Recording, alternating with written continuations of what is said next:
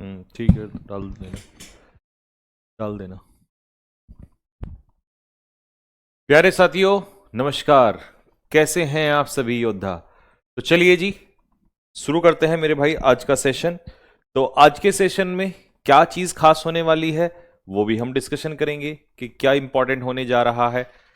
ठीक है, तो चलें भाई, स्टार्ट करें। आप एक बार कमेंट में लिख के बताएं क्या मेरी आवाज सभी दोस्तों तक आ रही है, और अगर यस आ रही है तो एक बार थम्स अप डाल दें कि जी भैया आवाज आपकी एकदम ही क्लियर है, कोई दिक्कत नहीं है, और आप सेशन को आगे बढ़ाएं। तो जल्दी से थम्स अप डाल दें and let's start the session now. तो आज मैंने कल आपको पढ़ाया था parts of speech, sorry parts of speech, kinds of sentences, sentences और उसके प्रकार पढ़ाए थे। सेंटेंस कितने प्रकार के होते हैं, ठीक है, सेंटेंस और कितने प्रकार के होते हैं। ठीक है भाई, ठीक है ठीक है ठीक है ठीक है ठीक है ठीक है। सेंटेंस क्या है और सेंटेंस कितने प्रकार के होते हैं ये कल मैंने पढ़ाया। आज मैं लेके चल रहा हूं आप लोगों को दूसरी तरफ, जिसका नाम है मेरे दोस्तों, अच्छा, स्टार्ट करने से पहले आज का सेशन स्टार्ट करने से पहले मैं आप लोगों से कल का एक रिवीजन पॉइंट ले लेता हूं। रिवीजन रिवीजन में कुछ थोड़ा सा पूछना चाहता हूं, मुझे कमेंट बॉक्स में लिख के बताइएगा ये कौन से टाइप का सेंटेंस है।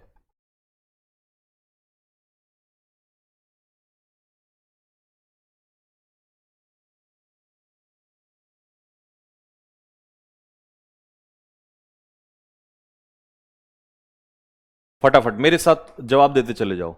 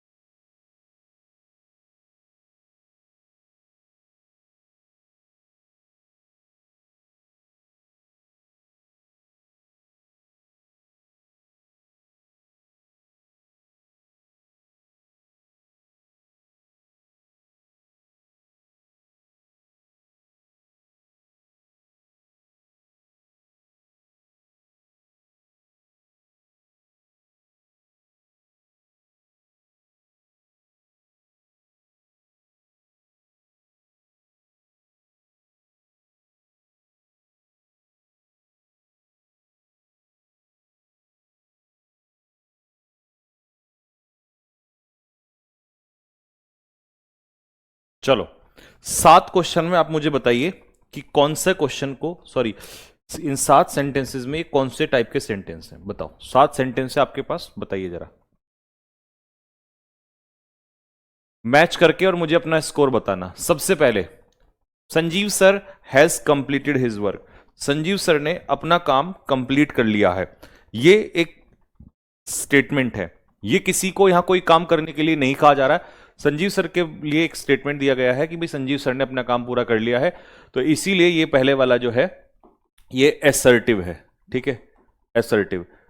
हैंड रिटन नोट्स बनाने वाले भैया याद रखना इसको कि अगर मैं यहाँ शॉर्ट में लिखता हूं तो आपको पूरा लिखना है, ठीक है, एसर्टिव, ठीक है। दूसरा, शी आस्क्ड मी, उसने मुझसे अब कई बच्चे आस्क्ड को देख के ये सोचेंगे कि भाई इंटेरोगेटिव है, नहीं इंटेरोगेटिव नहीं है बेटा।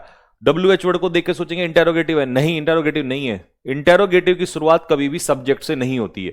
तो ये तो एक स्टेटमेंट है, बता रहा है कि भाई उसने मुझसे ये पूछा कि मैं क्यों रो रहा था, तो उसने ये पूछा मुझसे, ठीक है, उसने ये मुझसे पूछा था कि तो मैं ये बता रहा हूं, तो इसीलिए यहां पर कोई क्वेश्चन नहीं है। क्वेश्चन होता तो डब्ल्यू एच वर्ड के बाद हेल्पिंग वर्ब आ रही होती, तो इसीलिए ये भी एसर्टिव होगा, ये भी एसर्टिव सेंटेंस होगा। आर यू हैप्पी विद, अब यहां क्वेश्चन पूछा जा रहा है, यहां पर क्वेश्चन पूछा जा रहा है, तो जब क्वेश्चन पूछा जा रहा है तो ये हो जाएगा हमारा इंटेरोगेटिव, इंटेरोगेटिव, ये इंटेरोगेटिव है। लॉन्ग लिव आवर प्रेसिडेंट, हमारे प्रेसिडेंट जो है वो जिंदा रहे, तो हम प्रेयर कर रहे हैं, कामना कर रहे हैं, और कामना जब हम करते हैं तो ये हो जाएगा ऑप्टेटिव सेंटेंस। अब आ जाओ उन दो सेंटेंस पे। दो सेंटेंस में 6 वाला हाउ से स्टार्ट हो रहा है। अब कुछ बच्चे कहेंगे हाउ वाई वेयर, ये तो हम इंटेरोगेटिव में करते हैं, बट बेटा इंटेरोगेटिव में हाउ वाई वेयर इनके साथ हेल्पिंग वर्ब आती है, और ये क्वेश्चन भी नहीं है यहां पर, तो ये एक्सक्लेमेटरी है, एक्सक्लेमेटरी, कितने हैंडसम हो तुम, हाउ हैंडसम यू आर, तो ये तो एक सरप्राइजिंग वो है ना, हाउ हैंडसम, कितने हैंडसम हो यार तुम, है ना। और ये सरप्राइज, ये सब कुछ कहां यूज होता है, जॉय सोरो, एक्सक्लेमेटरी में। वेयर वर यू यस्टरडे, तुम कल कहां थे, तो ये क्वेश्चन पूछा जा रहा है, डब्ल्यू एच वर्ड से स्टार्ट है, वर्ब भी दे दिया बी फॉर्म आपको यहां पर, और क्वेश्चन मार्क भी आ गया, तो ये हो गया हमारा इंटेरोगेटिव। अब मुझे अपना स्कोर बताओ, 7 में से भैया मेरा इतना स्कोर आया है, 7 में से मेरा इतना स्कोर आया है।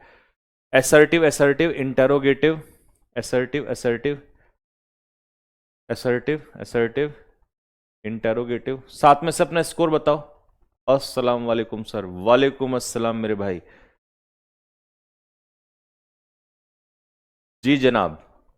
तो बढ़िया स्कोर है बच्चों का, है ना, 7 में से 7, 7 में से 6, 7 में से 5, 7 में से 4, काफी स्कोर है, ठीक है।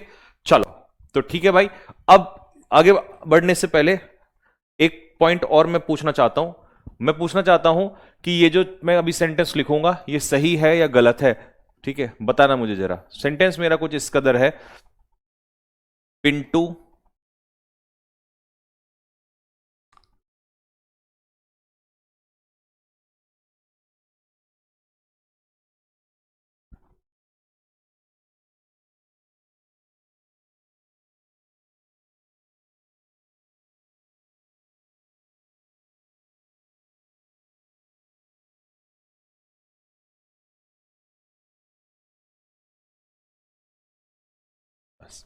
ये सेंटेंस सही लिखा है या गलत लिखा है, जल्दी से मुझे कमेंट बॉक्स में लिख के बता दो। इसका आपके पेपर में एक एरर आता है यहां पर, ठीक है, मैंने यहां दिल लगाया तो इसका मतलब ये इंपॉर्टेंट है, ठीक है, ये चीज क्या है, इंपॉर्टेंट है, इसका पेपर में क्वेश्चन आता है, ठीक है, यहां से पेपर में एक क्वेश्चन आता है, ठीक है, इससे पेपर में एक क्वेश्चन आपका बनता है, ठीक है। क्वेश्चन क्या बनता है वो मैं अभी बता दूंगा। रॉन्ग है, रॉन्ग है, रॉन्ग है, रॉन्ग है, रॉन्ग है। क्यों रॉन्ग है, क्योंकि कल मैंने एक बात सिखाई थी कि भैया याद रखना, कभी भी जब डब्ल्यू एच वर्ड सेंटेंस के मिडिल में हो तो ये तो इस रिपोर्टिंग वर्ब को इस क्लॉज से आगे जोड़ रहा है, तो जोड़ने का काम कर रहा है, तो ये कंजक्शन की तरह बिहेव करेगा एक तरीके से। तो जब ये डब्ल्यू एच वर्ड सेंटेंस के मिडिल में होता है तो इसमें हमारा सब्जेक्ट जो है वो पहले आएगा और हेल्पिंग वर्ब बाद में आएगी, तो इसीलिए ये गलत है। इसका करेक्शन क्या होगा, करेक्शन इसका होगा वेयर ही वॉज, ये इसका करेक्शन हो जाएगा, किसकी जगह पे, इसकी जगह पे, ठीक है, इसकी जगह पे ये करेक्शन हो जाएगा, ठीक है। गुड गुड डे गुड़िया सभी लोग, बच्चा पार्टी सही है, एकदम मजा आया बात में। चलो तो आपका कल का रिवीजन करवा दिया, अब मैं करता हूं आज का सेशन स्टार्ट, और आज का सेशन करने के बाद तुम अपना दिल आज यहीं दे के चले जाओगे मुझे कि लो भैया संभालो इसको, हमारी अमानत है, नौकरी के बाद आपसे ले लेंगे। तो फ्रेज, आज का टॉपिक है हमारा फ्रेज वर्सेस क्लॉज।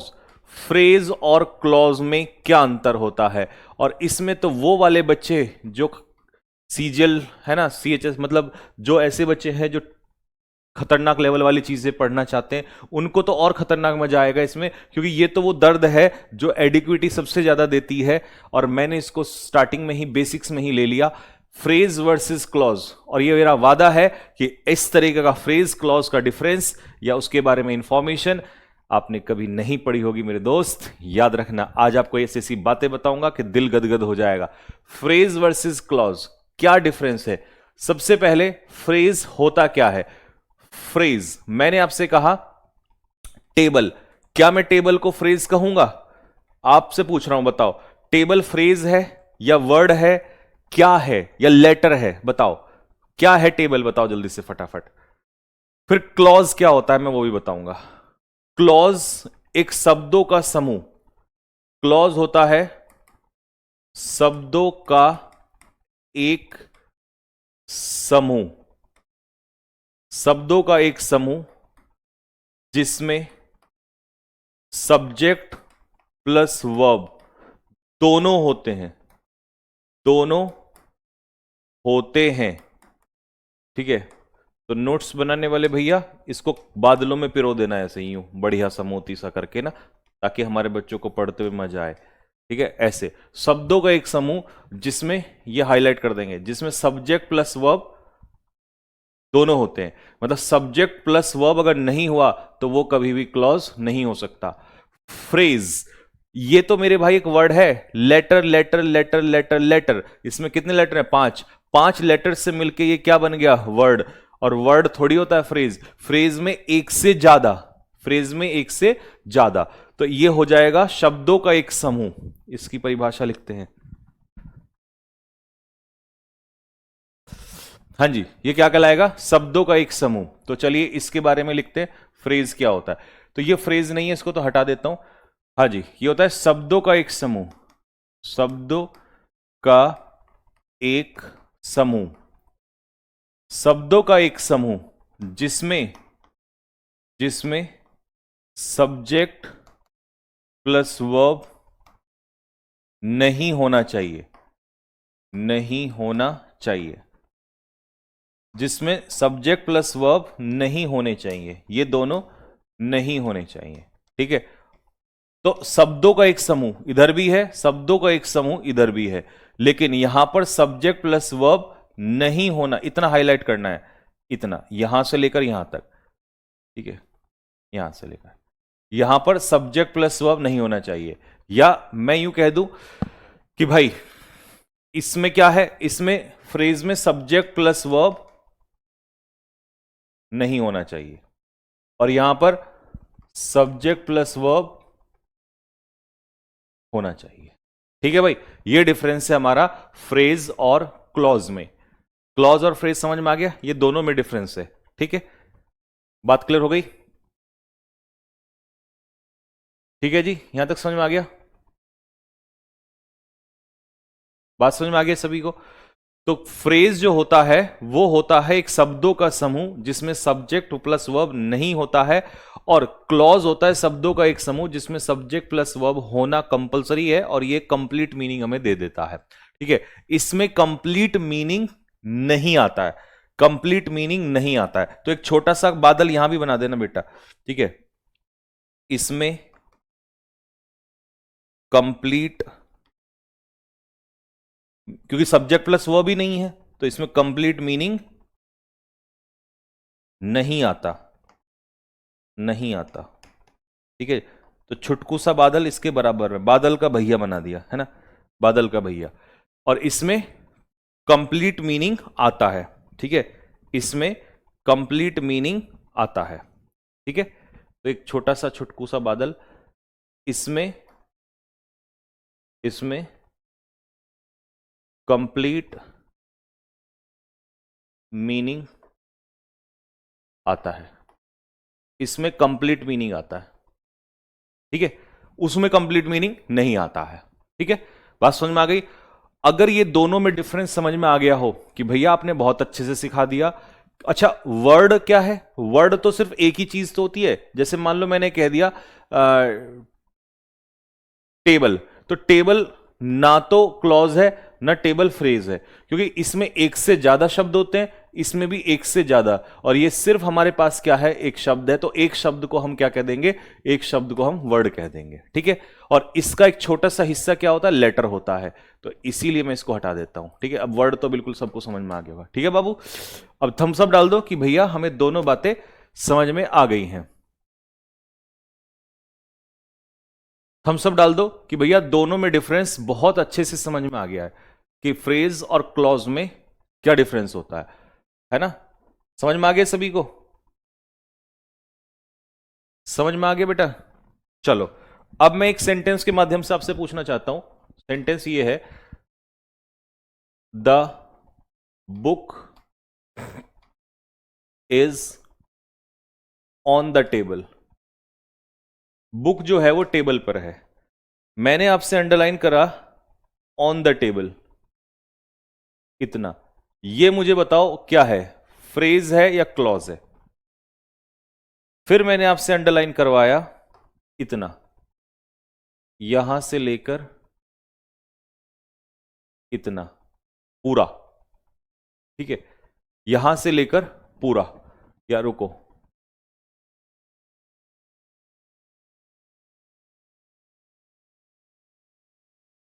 ऊपर की तरफ कर लो, ये कर लिया अंडरलाइन, और इसको ऊपर की तरफ लिखना। नोट्स वाले भैया इसको ऊपर की तरफ लिखना, ये मैंने गलती से ऊपर लिख दिया, तो तुम इसे ऊपर की तरफ, यानी कि सेंटेंस बीच में लिखना, इसको ऊपर लिखना।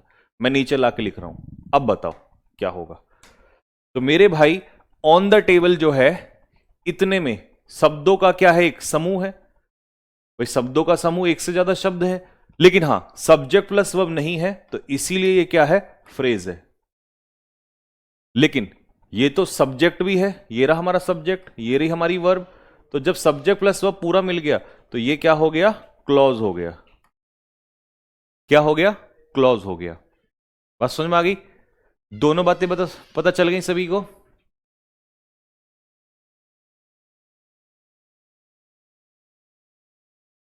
थम्स अप डाल दो कि जी भैया एक ही सेंटेंस से दोनों बातें हमें समझ में आ गई हैं, कि भाई ये क्या है, ठीक है।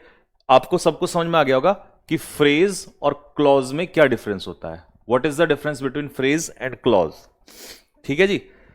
अब मैं एक चीज और, एक एग्जांपल से, क्योंकि मेरा मन नहीं भरता, तो एक एग्जांपल से मैं और पूछना चाहूंगा सभी हमारे नन्हे मुन्ने बच्चों से, कि मुझे एक बात बताओ, अगर मैं आपसे ये कहूं,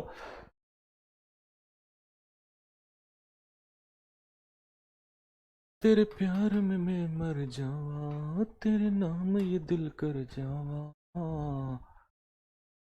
हमें ना भुलाना सजन, भुलाना।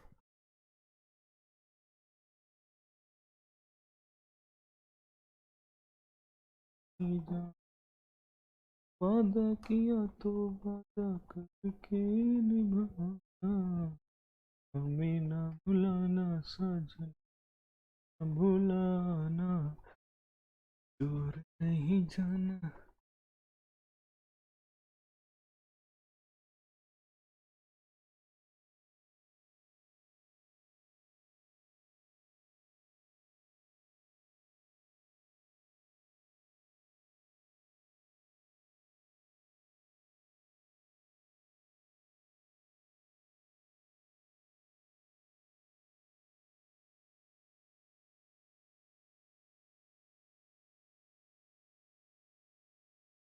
देखो, अगर मैं पूछूं डेस्पाइट वर्किंग हार्ड, डेस्पाइट यहां पर अगर तोड़ के बताऊं अलग अलग, तो डेस्पाइट अपने आप में प्रेपोजिशन है, प्रेपोजिशन अपने पीछे जिरेंड लेता है, तो प्रेपोजिशन के पीछे ये जिरेंड हो जाएगा, जिरेंड हो जाएगा, जो कि नाउन का काम करता है, ठीक है।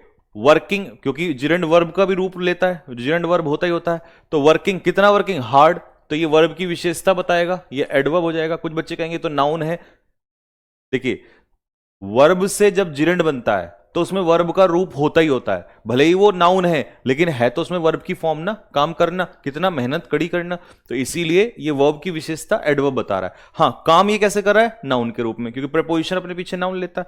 तो अब इसमें सब्जेक्ट प्लस वर्ब है, नहीं है, इसका मतलब ये क्या है, फ्रेज है। क्या है ये, फ्रेज है। इसमें राखी सब्जेक्ट हो गया, कुड नॉट पास वर्ब हो गया, इसका मतलब ये क्या हो गया, क्लॉज। सब्जेक्ट प्लस वर्ब मिलके क्या बनाता है? क्लॉज बनाता है। बात समझ में आ गई? बात समझ में आ गई सभी को? पहला फ्रेज, दूसरा क्लॉज। अब मुझे बता दो कि क्या तुम्हें पूर्ण रूप से समझ में आ गया है? अगर समझ में आ गया है तो हाँ लिखो यस भैया, नहीं आया है तो लिखो नो भैया, कि हाँ भैया फ्रेज और क्लॉज में हमें डिफरेंस आ चुका है। जल्दी से, difference between phrase and clause. Phrase and clause, phrase and clause में क्या फर्क है? एक लास्ट टाइम फिर से रिवीजन करवा देता हूं, आखिरी बार। अगर मैं आपसे पूछूं बी, बी अपने आप में क्या है? लेटर है, ठीक है? या ए या बी या सी, ये सब क्या है? लेटर है। अगर मैं इन लेटर्स को मिला के कुछ बना दूं, जैसे मैंने कह दिया बी ओ वाई, तीन लेटर्स को एक साथ मिलके बनाया, तो ये क्या बन गया? वर्ड। अब ऐसे ही कुछ वर्ड, जैसे कि बॉय अपने आप में एक वर्ड है, यहां पर ये अकेला क्या है? लेटर्स हैं ये, ठीक है? इन लेटर्स से मिलके वर्ड बना। अब ऐसे ही अलग, जैसे बॉय, ठीक है, और मान लो ऑन, ऑन भी एक वर्ड है, प्रपोजिशन हो गया। ऐसे ही मान लो कुछ हमने कह दिया ब्यूटीफुल, ब्यूटीफुल, ये सब अपने आप में क्या है? ये सब अपने आप में वर्ड है। अब मैंने इन वर्ड्स को एक साथ रखा, मैंने कहा ऑन द रूफ, छत के ऊपर, तो इसमें कितने वर्ड हैं? एक से ज्यादा। देखिए, फ्रेज के लिए एक से ज्यादा वर्ड होने चाहिए। यहां अकेला वर्ड, अकेला वर्ड, अकेला वर्ड, यहां पर तीनों को एक साथ ले रहा हूं। अगर तुम सिर्फ कहोगे कि जी सिर्फ रूफ क्या है, तो वर्ड है। सिर्फ ऑन क्या है? वर्ड है। लेकिन मैं कह रहा हूं कि तीनों क्या है? तीनों, तीनों क्या है? तुम कहोगे तीनों है फ्रेज, शब्दों के एक समूह को फ्रेज कहते हैं। अगर इसी में मैं सब्जेक्ट प्लस वर्ब जोड़ दूं, इसी में मैं सब्जेक्ट प्लस वर्ब जोड़ दूं, क्या? That he is sitting, he is sitting on the roof, he is sitting on the roof, तो अब ये पूरा क्या हो गया? ये पूरा हो गया आपका सब्जेक्ट भी आ गया, वर्ब भी आ गई, सब्जेक्ट भी आ गया, वर्ब भी आ गई, ठीक है, और आपका ऑन द रूफ, ये पूरा फ्रेज भी मिल गया। तो जब सब्जेक्ट प्लस वर्ब आ गया, तो इसका मतलब ये क्या बन गया? क्लॉज। तो मुझे बताओ, छोटा कौन बड़ा कौन? छोटा कौन बड़ा कौन? इसका मतलब जब किसी क्लॉज को हम देखते हैं, तो किसी क्लॉज के अंदर फ्रेज हो सकता है, किसी क्लॉज के अंदर फ्रेज हो सकता है। तो देखो, ये क्लॉज है पूरा, इसके अंदर क्या मिल जाएगा आपको? फ्रेज मिल जाएगा। तो बड़ा कौन हुआ? बड़ा बताओ कौन हुआ? बड़ा हुआ क्लॉज, और छोटा कौन हुआ? छुटकू कौन हुआ? फ्रेज। मतलब एक क्लॉज के अंदर क्या हो सकता है? एक क्लॉज के अंदर क्या हो सकता है? फ्रेज हो सकता है।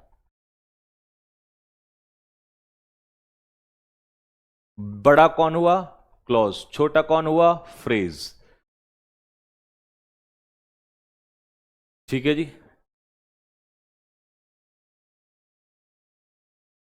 चलो, बात समझ में आ गई सभी को? हम सब डाल के बताओ कि जी भैया आपने बिल्कुल बता दिया कि भाई जहां पर सब्जेक्ट प्लस वर्ब हो उसे हम कहते हैं क्लॉज, ठीक है? और जिसमें सब्जेक्ट प्लस वर्ब ना हो लेकिन शब्दों का एक समूह हो, मतलब एक से ज्यादा शब्द हो। एक से ज्यादा शब्द तो यहां भी हैं, बट इसमें सब्जेक्ट प्लस वर्ब है।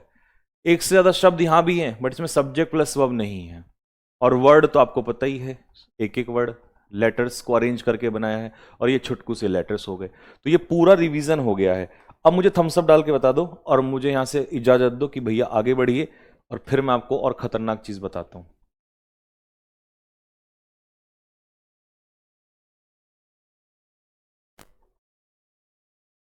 सभी हमारे भाइयों बहनों को फ्रेज और क्लॉज में अंतर समझ में आया? फ्रेज और क्लॉज समझ में आ गया? बैठ जाऊं थोड़ा सा, अगर इजाजत हो, हल्की सी, क्योंकि खड़े खड़े ना थोड़ा सा गड़बड़ हो जाती है, दिन भर खड़े रहना पड़ता है क्लास लेके।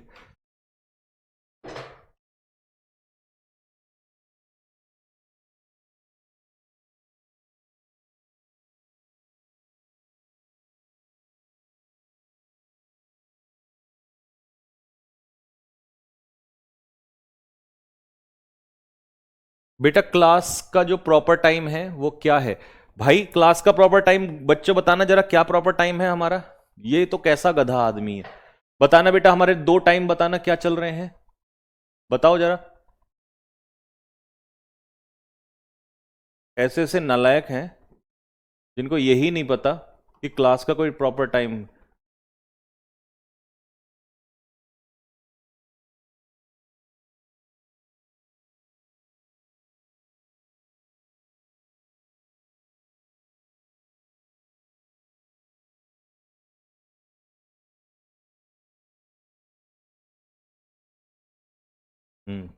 गुड।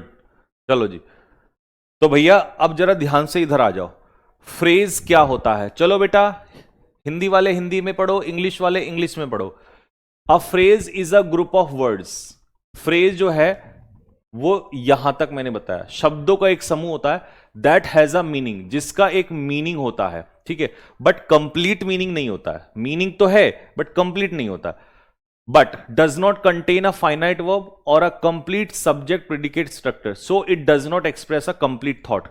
मतलब ये लंबी चौड़ी सी भाषा में दिया हुआ है, वही बात दी है कि भाई does not express a complete thought का मतलब है कि इसमें पूरा सब्जेक्ट प्रेडिकेट नहीं होता है, यानी कि सब्जेक्ट वर्ब और या सब्जेक्ट के बाद का हिस्सा नहीं होता है, जरूरी नहीं है। तो इसीलिए फ्रेज कभी भी पूरा मीनिंग नहीं देता है। तो इसी बात को अगर छुटकू में कहूं तो phrase is a group of words.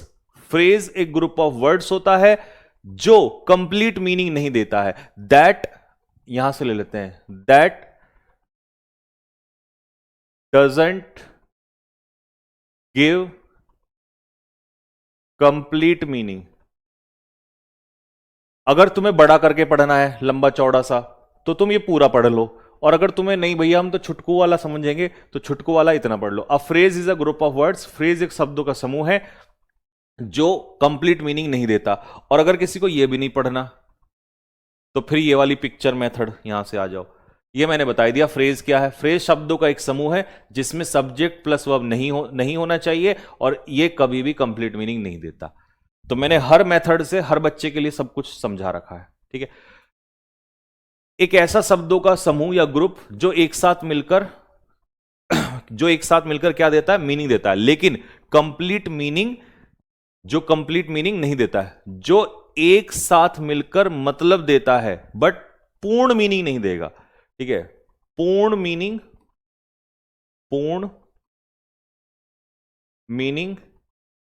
नहीं देगा। मीनिंग तो देगा, जैसे मैंने कहा ऑन द रूफ, तो छत के ऊपर, छत के ऊपर मीनिंग तो है, बट कौन छत के ऊपर, पूर्ण मीनिंग नहीं आएगा। तो ये वाली बात इंपॉर्टेंट है कि पूर्ण मीनिंग नहीं देगा। तो नोट्स बनाने वाले भैया इतनी बात को हाईलाइट कर देना कि पूर्ण मीनिंग नहीं देगा, पूर्ण अर्थ इसका नहीं निकल के आता है। लेकिन उसमें सब्जेक्ट प्लस फाइनाइट वर्ब दोनों साथ नहीं होते हैं। यह मैंने हाईलाइट क्यों किया है? क्योंकि सब्जेक्ट और वर्ब जो है वो इसमें साथ में नहीं होते हैं। तो वो तो मैंने लिख दिया था कि सब्जेक्ट और वर्ब नहीं होते हैं, अकेले सेंटेंस नहीं बन सकता। तो वही चीज है कि भाई हम इससे सेंटेंस नहीं बना सकते, फ्रेज से सेंटेंस नहीं बना सकते, सिर्फ किसी सेंटेंस का हिस्सा बन सकता है। अब सेंटेंस का हिस्सा कैसे बन सकता है? यहां से देख लो, ये रहा। तो फ्रेज जो है वो किसी सेंटेंस का या किसी क्लॉज का क्या हो सकता है? हिस्सा हो सकता है। ये क्या है? एक हिस्सा है। पूरा सेंटेंस या पूरा क्लॉज नहीं बन सकता, क्योंकि उसके लिए क्या जरूरत पड़ेगी? उसके लिए सब्जेक्ट प्लस वर्ब की जरूरत पड़ेगी, और फ्रेज में कभी भी सब्जेक्ट प्लस वर्ब नहीं होता है। तो ये मैंने थोड़ा सा वाइड रूप में लिख दिया। यहां से आपको कैसे समझा दिया?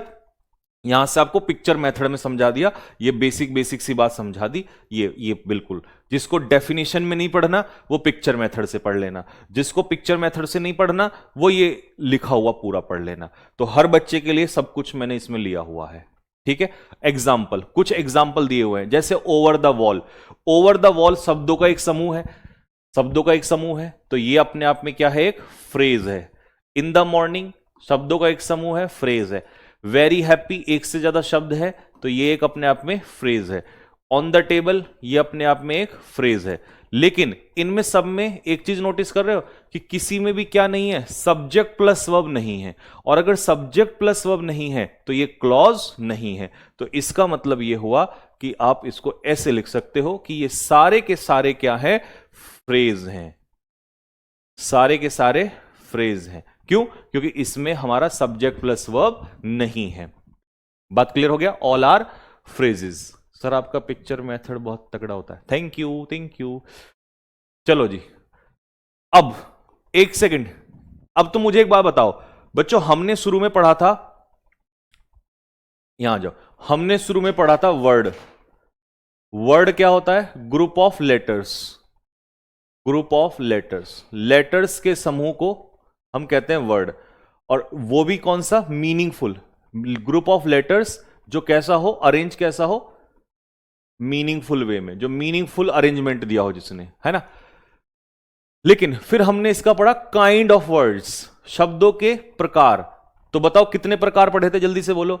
शब्दों के प्रकार कौन कौन से पढ़े थे?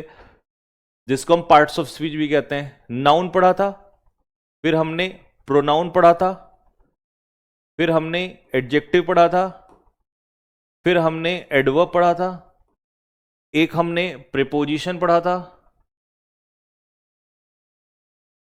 फिर हमने कंजक्शन पढ़ा था। और क्या छूट गया बताना जरा, कुछ छूट रहा है, लग रहा है मुझे कुछ छूट रहा है। उफ, अ, ऊ, इंटरजेक्शन। फिर हमने इंटरजेक्शन पढ़ा था, ठीक है। तो हाँ, फिर एक और छूट गया, प्रीपोजिशन। प्रीपोजिशन पढ़ा था, ठीक है। तो इसका मतलब हमने कॉमन चीज देखी, वर्ड।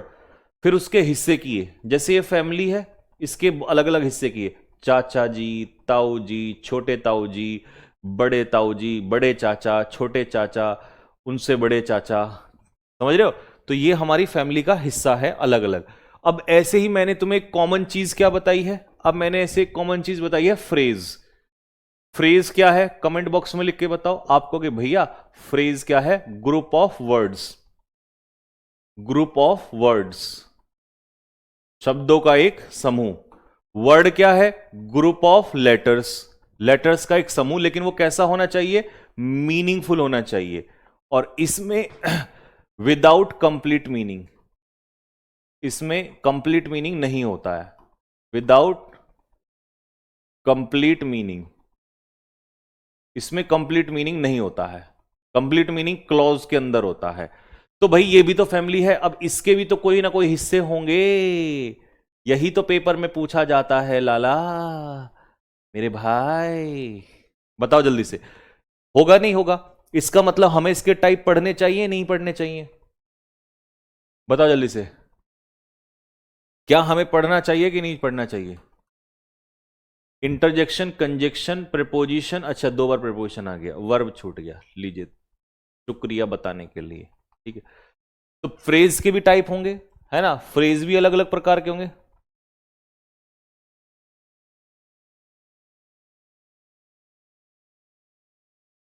फ्रेज कितने प्रकार के होंगे, जल्दी से बताओ। फ्रेज कितने प्रकार के होंगे? कितने प्रकार के फ्रेज होंगे, जल्दी बताओ। अलग अलग प्रकार के होंगे, पेपर में यही तो पूछता है, यही तो पूछता है। तो मेरे छुटकू, मेरे लाल, मेरे मुन्ना, फ्रेज अलग अलग प्रकार के होते हैं। Noun phrase, noun phrase. दूसरा होता है एडजेक्टिव फ्रेज, जिसको एडिक्विटी ने पागल कर दिया था बच्चों को। अगला होगा है हमारा वर्ब फ्रेज, वर्ब फ्रेज, ठीक है। अगला है हमारा एडवर्ब फ्रेज, एडवर्ब फ्रेज। अगला है हमारा preposition phrase, preposition phrase, preposition phrase, ठीक है। अब ये मत कहना कंजक्शन फ्रेज सब फ्रेज नहीं होते, सारे नहीं होते, है ना। कभी पार्ट, कभी सोचो ले भाई ये सारे ही तो लिखने, तो इनको लगा दूं। नहीं छुटकू, नहीं नहीं मुन्ना, नहीं। आ जाओ, infinitive phrase, infinitive phrase, gerund phrase, gerund phrase,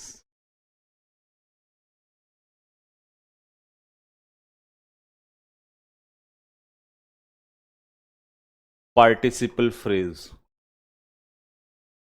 participle phrase, ये होते हैं, ठीक है। कितने हैं गिनना? एक दो, एक दो तीन चार,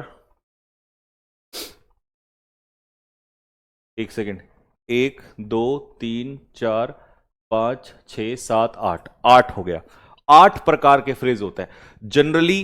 मैंने जो एक बात नोटिस की है क्योंकि जनरली जो बच्चे पढ़ पाते हैं वो ये 3 ये 4 पढ़ पाते हैं, लेकिन हम अपने बच्चों को पूरा पढ़ा देंगे एक बार में, ताकि चेयरमैन अपना इतना दिमाग लगा ले, पेपर बाहर नहीं जाएगा। ठीक है, कभी भी क्वेश्चन इसके बाहर नहीं जाएगा। ठीक है जी। हाँ, 7-8 फ्रेज है। अच्छा, हाँ, तो 8 फ्रेज है। अब इसमें पेपर के लिए इंपॉर्टेंट कौन से हैं वो भी, अरे ये क्या हो गया, ब्लॉक हैंग हो गया। हाँ, पेपर के हिसाब से कितने इंपॉर्टेंट है मैं वो भी बताता हूं। चल जा भाई। पेपर के हिसाब से, पेपर के हिसाब से जो इंपॉर्टेंट है छुटकू मैं वो बता देता हूं। पेपर के हिसाब से ये इंपॉर्टेंट है, ये इंपॉर्टेंट है, जो सबसे ज्यादा आता है ये इंपॉर्टेंट है, और ये इंपॉर्टेंट है। ठीक है, आईएमपी, आईएमपी, आईएमपी और आईएमपी। ठीक है जी, ये 4 जो हैं ये इंपॉर्टेंट है। बाकी पढ़ने एक एक बार सारे ही हैं, ठीक है, लेकिन ये 4 सबसे ज्यादा इंपॉर्टेंट होते हैं। ठीक है, जो मतलब इंपॉर्टेंट मैं इसलिए कह रहा हूं, जो एक्चुअल में वो पेपर में पूछता है बार बार। ठीक है जी, तो अब इनको हम सबसे पहले पढ़ेंगे। तो समझ में आया बच्चों यहां तक? अब मैं अंदर घुस रहा हूं इसमें। अब हम समुद्र में चल रहे हैं भाई, आपको गोते लगवा के लाता हूं फटाफट, है ना। तो पहले यहां तक समझ में आया? सारे अपने जो तैरने के सारे वो रख लिया, सब कुछ समझ में आ गया क्या? फिर से बताओ। Word group of letters meaningful होना चाहिए, अरेंजमेंट मीनिंगफुल होना चाहिए। वर्ड कितने प्रकार का है? 8 प्रकार का है। ठीक है जी। Phrase group of words without complete meaning, complete meaning नहीं होना चाहिए, या सब्जेक्ट प्लस वर्ब नहीं होना चाहिए, सब्जेक्ट प्लस वर्ब नहीं होना चाहिए। ठीक है जी। कितने प्रकार का है? 8 प्रकार का है। कितने प्रकार का है? 8 प्रकार का है। चले भाई, चलें, बात समझ में आ गई यहां तक सभी को?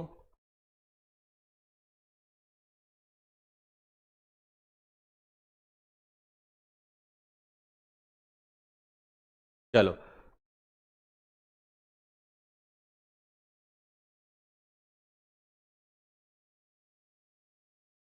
चलो। अच्छा, अब मुझे मैं आगे बढ़ूं इससे पहले एक बात बताओ। अगर मैं आपसे कहूं यहां पर राम, एक सेकेंड ना, इजी सा एग्जांपल दूंगा। हम्म हम्म हम्म हम्म हम्म हम्म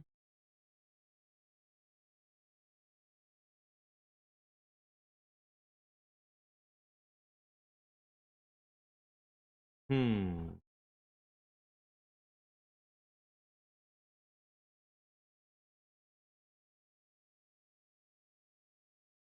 चलो, एक छोटी सी चीज सुनो। मैंने कहा आपसे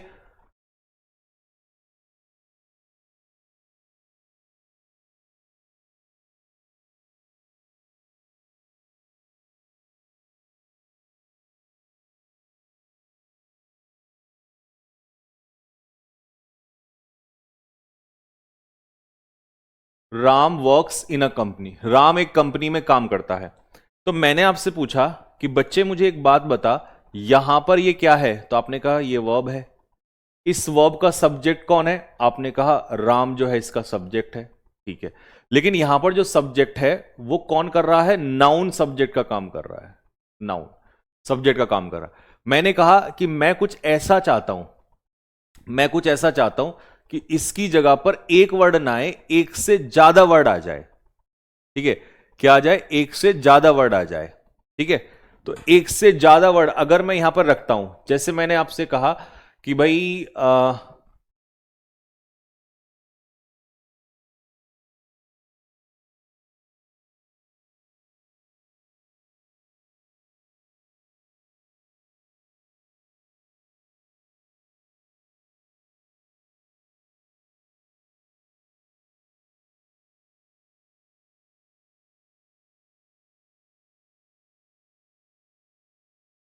चलो, अब मुझे तुम बताओ। मैंने कहा मोहित और रोहित के फादर, मोहित और रोहित के फादर काम करते हैं कंपनी में।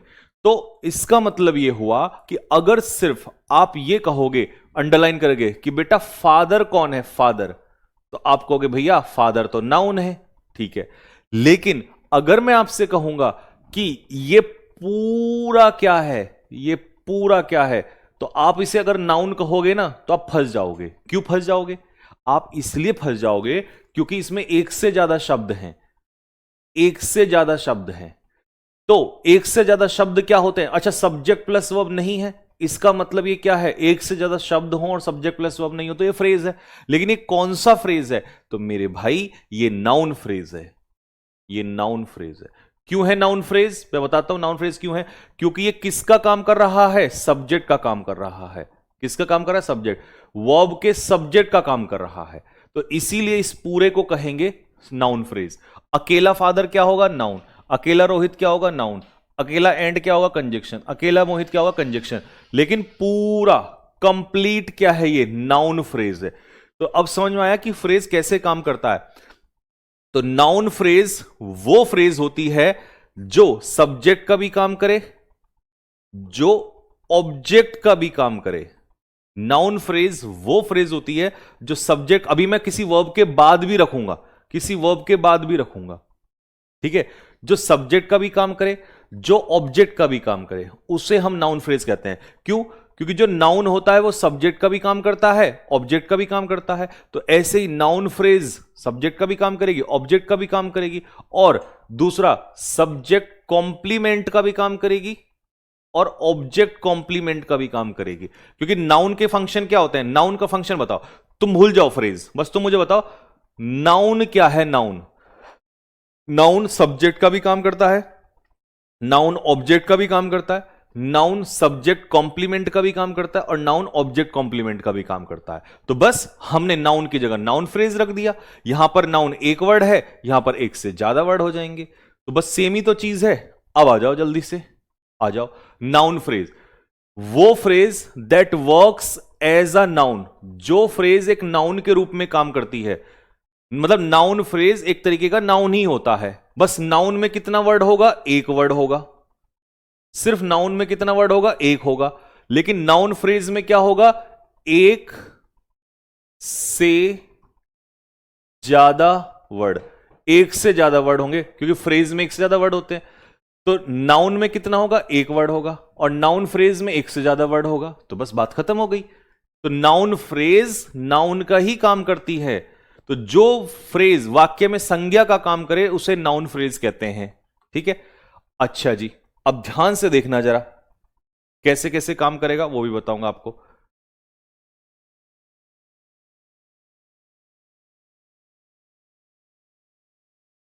चलो,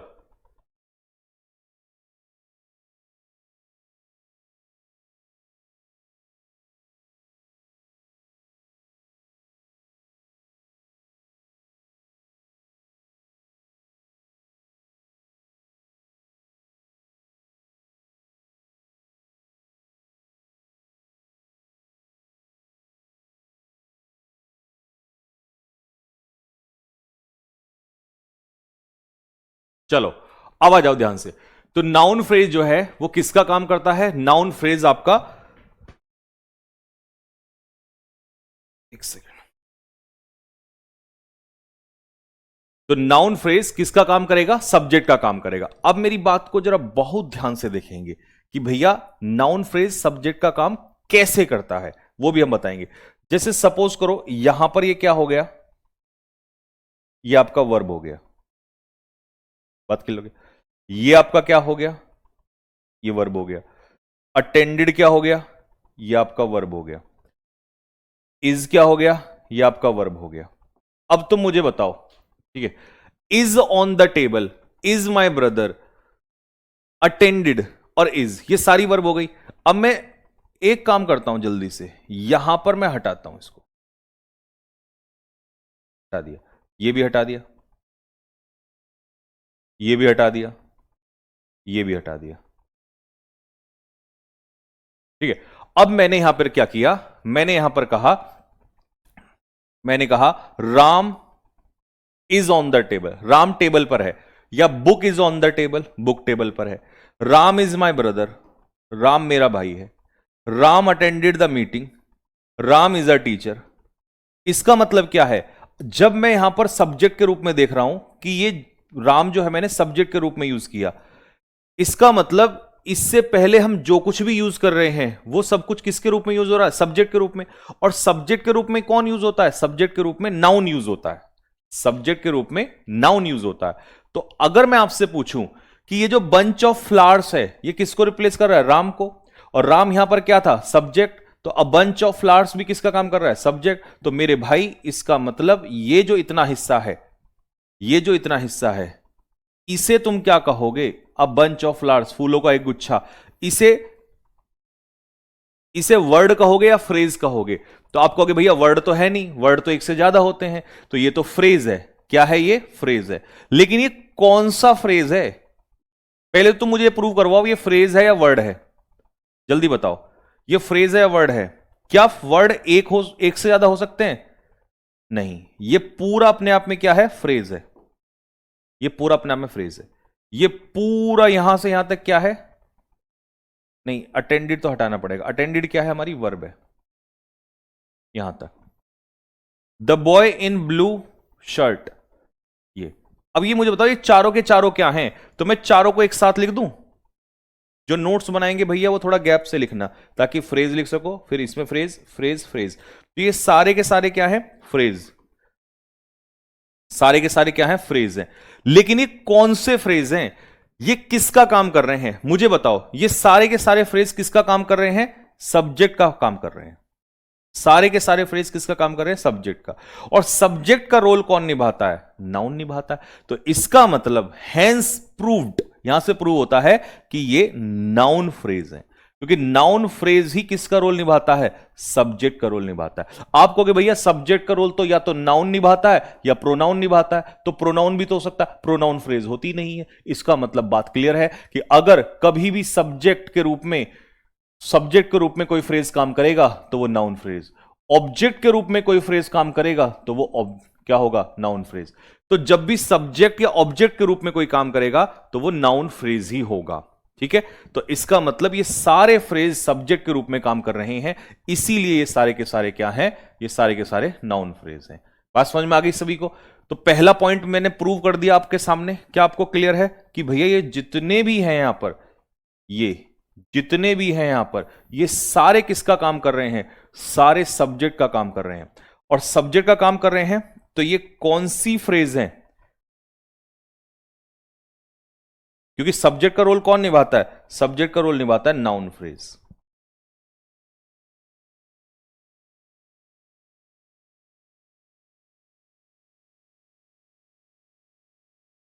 सर आपने नायक बैच में नहीं पढ़ाया। बेटा एक बात बताओ, मैंने जब स्टार्टिंग में कह दिया था कि भाई नायक बैच में मैंने टीचर्स के हिसाब से पढ़ाया, तब नहीं आते थे। तो अब मैंने किस लिए पढ़ाया? अब मैं एडिक्विटी के हिसाब से पढ़ा रहा हूं, तो डीप में तो पढ़ाऊंगा ही ना। ठीक है ना? आ जाओ। तो इसका मतलब यह हुआ कि ये सारे के सारे हमारे क्या हुए? नाउन फ्रेज हो गए। बात समझ में आया? क्यों? क्योंकि किसके रूप में आ रहे हैं? सब्जेक्ट के रूप में आ रहे हैं। आगे आ जाओ जी। A group of students was waiting outside, students का एक समूह जो है बाहर वेट कर रहा था। अब ये वॉज जो है हमारी क्या हो गई? वर्ब हो गई। इसका सब्जेक्ट के रूप में हमारा आ गया अ ग्रुप ऑफ वर्ड्स। तो ये कौन सा फ्रेज है? सब्जेक्ट के रूप में कौन सा फ्रेज काम कर सकता है? सिर्फ और सिर्फ कौन काम करेगा? Noun phrase. नाउन फ्रेज ही सिर्फ और सिर्फ सब्जेक्ट के रूप में काम करेगा। आ जाओ जी। A noun phrase acts, noun phrase act करता है एज अ नाउन, नाउन के रूप में इन अ सेंटेंस। ठीक है, और ये नाउन फ्रेज किसके रूप में यूज हो सकता है? सब्जेक्ट के रूप में, ऑब्जेक्ट के रूप में, कॉम्प्लीमेंट के रूप में। अब कॉम्प्लीमेंट कितने होते हैं? सब्जेक्ट कॉम्प्लीमेंट और दूसरा ऑब्जेक्ट कॉम्प्लीमेंट। ये फंक्शन है हमारे किसका? नाउन फ्रेज का। तो नाउन फ्रेज जो है वो सेंटेंस में नाउन की तरह काम करता है, और नाउन किसका रूप निभाता है? सब्जेक्ट का, ऑब्जेक्ट का और सब्जेक्ट कॉम्प्लीमेंट का। बात क्लियर हो गई? आ जाओ नेक्स्ट। नाउन फ्रेज वाक्य में नाउन की तरह काम करता है। ठीक है, नाउन फ्रेज वाक्य में नाउन की तरह काम करता है। सब्जेक्ट, ऑब्जेक्ट और कॉम्प्लीमेंट। और कॉम्प्लीमेंट क्या होते हैं? दो होते हैं, सब्जेक्ट भी और ऑब्जेक्ट भी। क्लियर हो गई बात? नेक्स्ट, अब आगे आ जाओ। यहां तक तो पॉइंट क्लियर हो गया। प्रेपोजिशन का object, noun phrase as subject, noun phrase subject के रूप में कैसे यूज हो रहा है। अभी हमने एग्जांपल दिए थे, फिर से कुछ एग्जांपल्स हैं, फिर से देख लो। अब मुझे तुम बताओ, पहले वाले में नाउन फ्रेज क्या है। पहले वाले में ये रही हमारी वर्ब, ये रही हमारी वर्ब, इस वर्ब का ये क्या है, सब्जेक्ट है।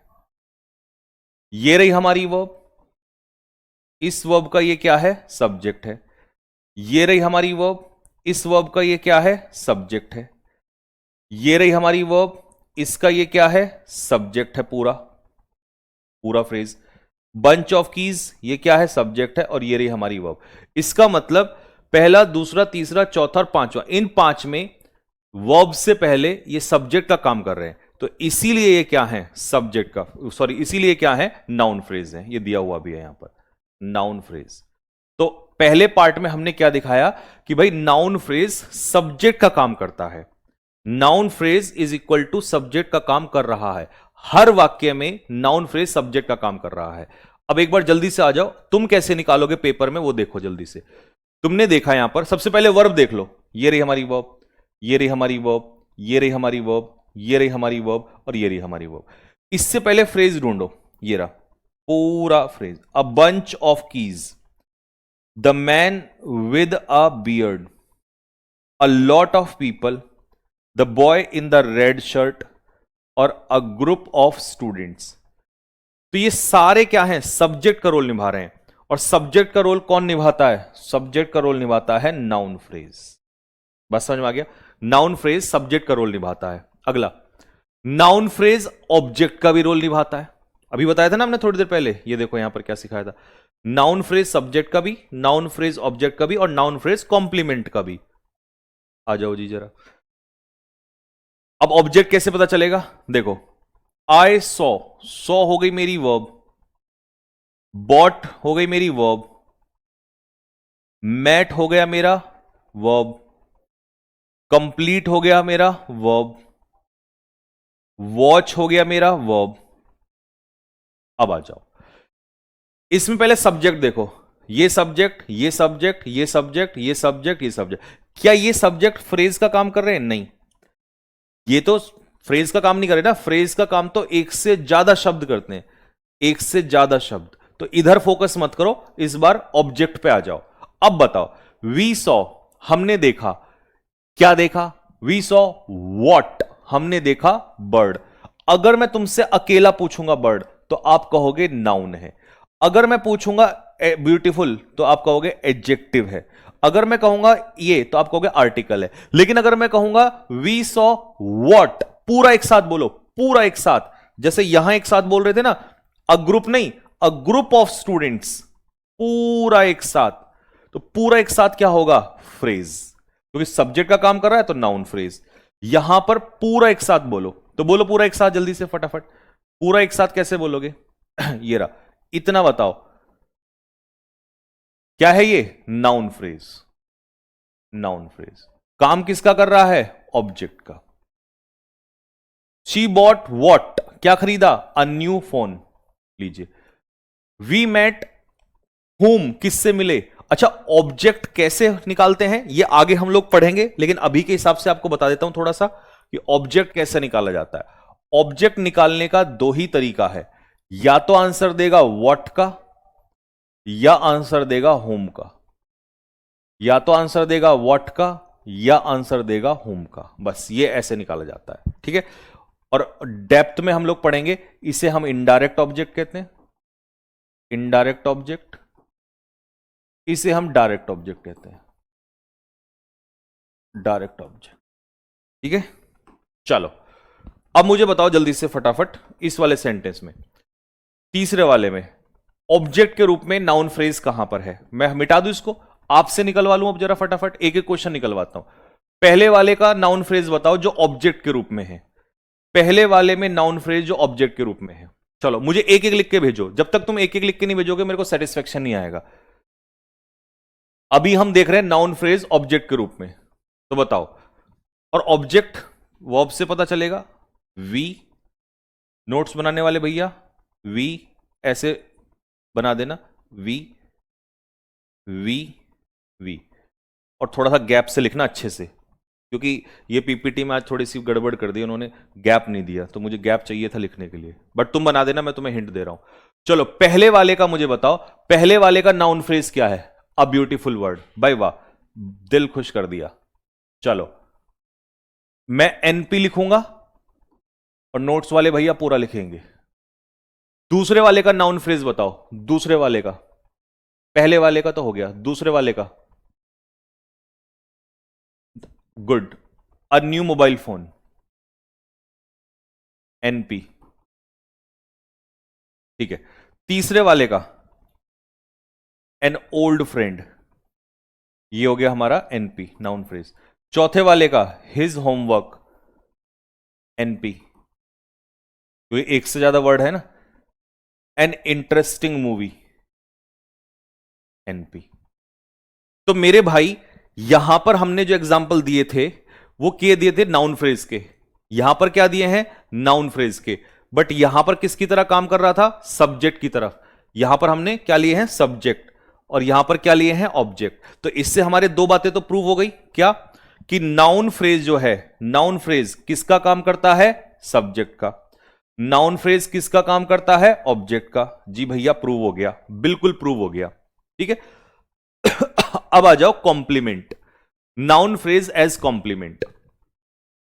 कॉम्प्लीमेंट क्या होता है? ये मैंने आपको पढ़ा रखा कि कॉम्प्लीमेंट क्या होता है। कॉम्प्लीमेंट वो चीज होती है जो सब्जेक्ट के ही बारे में जानकारी दे रहा हो। ठीक है, जो सब्जेक्ट के बारे में जानकारी दे रहा हो। कुछ बच्चों ने पिछली क्लास नहीं ली होंगी, तो मैं पहले यही क्लियर कर देता हूं। Object versus complement, object versus complement. नहीं तो कुछ बच्चों को इसी का डाउट हो जाएगा, ऑब्जेक्ट और कॉम्प्लीमेंट में क्या फर्क है। जैसे मैंने कहा रवि हेल्प्स, रवि हेल्प्स मोहित, रवि मोहित की हेल्प करता है।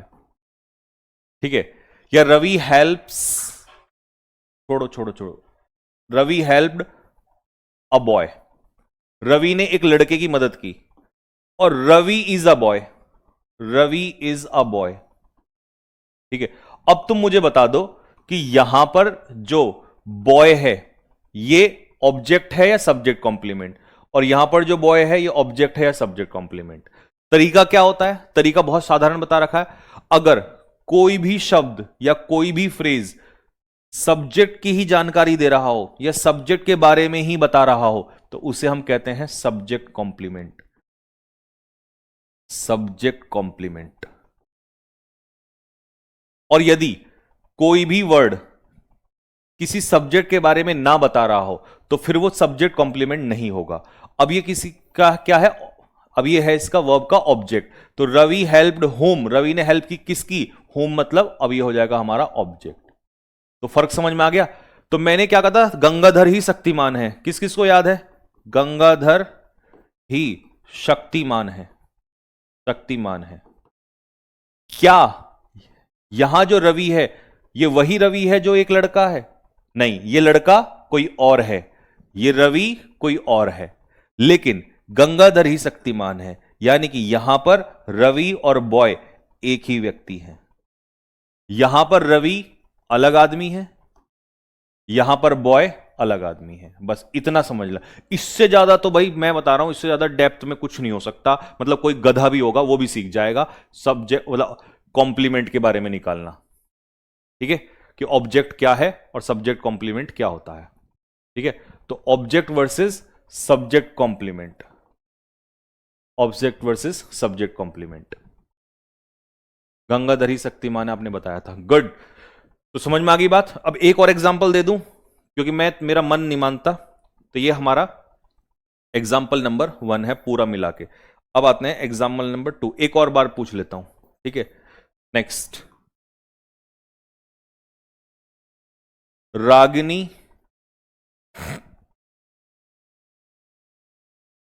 Invited Arjun, Ragini invited Arjun, Ragini is beautiful. चलो अब तुम मुझे ये बताओ, क्या गंगाधर ही शक्तिमान है?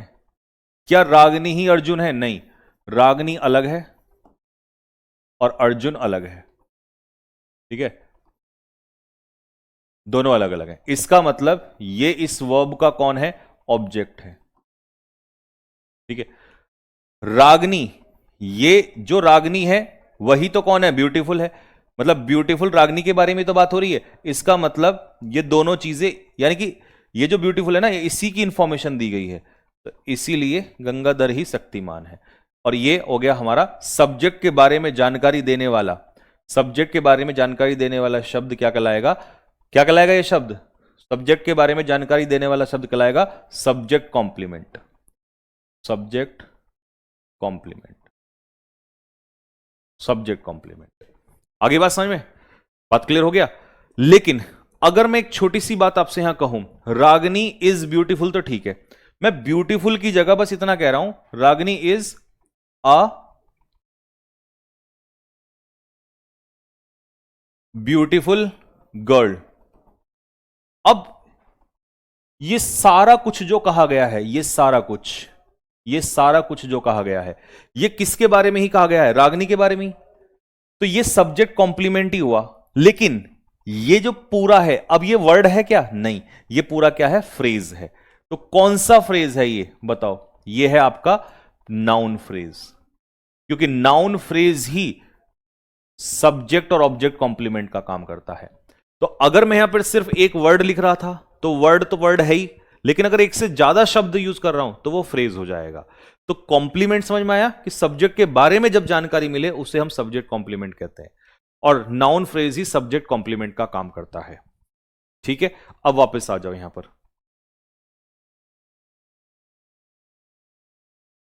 ये बताओ, क्या जो आई है वो ब्यूटीफुल बर्ड है, नहीं। क्या जो शी है वो नया मोबाइल फोन है, नहीं। क्या जो वी है वो ओल्ड फ्रेंड है, नहीं। क्या जो ही है वो होमवर्क है, नहीं। क्या जो दे है वो इंटरेस्टिंग मूवी है, नहीं। इसका मतलब ये सारे ऑब्जेक्ट के रूप में काम कर रहे हैं, सब्जेक्ट कॉम्प्लीमेंट नहीं है, ये क्या है, ऑब्जेक्ट के रूप में। लेकिन अब जो मैं यहां लिख रहा हूं, देखो ये चीज जो लिख रहा हूं, स्मार्ट बॉय, कौन है स्मार्ट बॉय, कमेंट बॉक्स में लिख के बताओ फटाफट। A smart boy, a smart boy, a famous singer, a good teacher, hardworking students, a big problem. देखो, अ स्मार्ट बॉय कौन ही है, राम ही है, गंगाधर ही शक्तिमान है। अ फेमस सिंगर कौन ही है, शी ही है, गंगाधर ही शक्तिमान है। ही कौन है यहां पर, a good teacher. Hardworking students कौन है, दे हैं। अब बिग प्रॉब्लम क्या है, दिस, दिस को ही बिग प्रॉब्लम कहा गया है। इसका मतलब गंगाधर, इन सारे में गंगाधर ही क्या है, शक्तिमान है। जब गंगाधर ही शक्तिमान होता है तो ये सारे ऑब्जेक्ट, बताओ ये ऑब्जेक्ट होंगे या सब्जेक्ट कॉम्प्लीमेंट होंगे, तो आप कहेंगे जब सब्जेक्ट की जानकारी जो दे रहा है वो सब्जेक्ट कॉम्प्लीमेंट है, ठीक है। लेकिन काम किसके रूप में कर रहे हैं, नाउन के रूप में, क्योंकि नाउन ही तो सब्जेक्ट कॉम्प्लीमेंट का काम करता है, नाउन ही ऑब्जेक्ट का कॉम्प्लीमेंट का काम करता है। तो इसीलिए ये नाउन फ्रेज है। नाउन फ्रेज किसके रूप में आ रहे हैं, कॉम्प्लीमेंट के रूप में आ रहे हैं। आगे बात समझ में।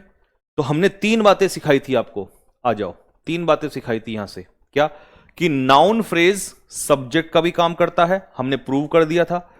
नाउन फ्रेज ऑब्जेक्ट का भी काम करता है, प्रूव कर दिया था। नाउन फ्रेज कॉम्प्लीमेंट का भी काम करता है, यह भी हमने प्रूव कर दिया। तो यहां तक बात समझ में आ गई कि नाउन फ्रेज कैसे कैसे काम करता है। हाँ भाई, समझ में आ गए सभी को, तीन पॉइंट समझ में आ गए। अब आ जाओ चौथा।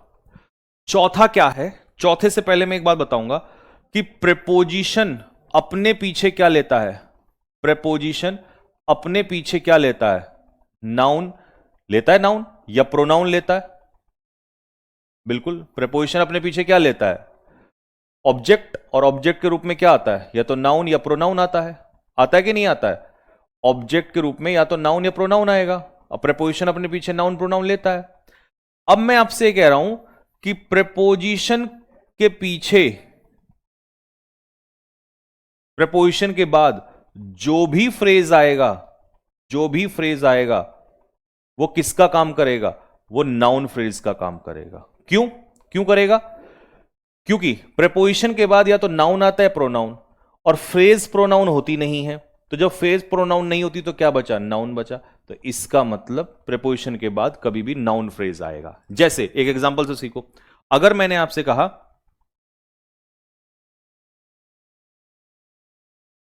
The book is on the table, book जो है वो टेबल पर है, तो ये ऑन क्या हो गई? प्रेपोजिशन।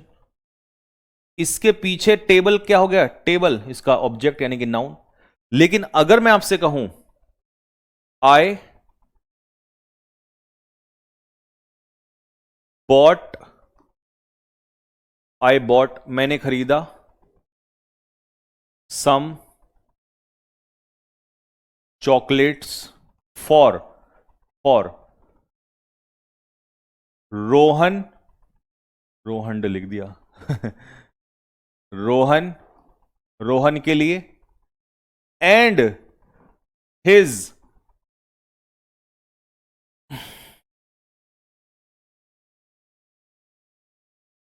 चिल्ड्रन। ये पूरा पूरा।